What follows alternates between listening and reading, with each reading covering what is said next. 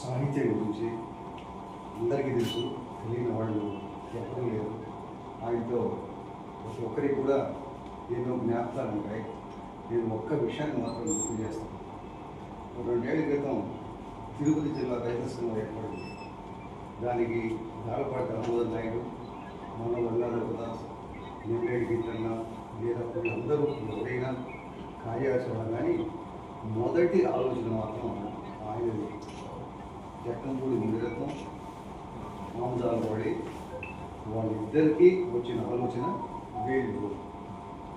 సరే, ఆయన జీవితంలో అందత్వం అనేది ఒక అదృష్టమో శాపమో, కానీ ఆయనకు కళ్ళు లేవు, కానీ జ్ఞాననేత్రం మనోనేత్రం ఉన్నాయి. దాంతో ఆచార్యుడిగా ఒక రచయితగా ఆయన లోకం వెలుపు పొందినాడు. నేను ఒక స్నేహితుడు ఇట్లా వ్యక్తిత్వ వికాసం మీద ఒక పుస్తకం చేసినప్పుడు అమావాస్య చంద్రుడు అని ఆయనకు అంతకంటే ఆయన గురించి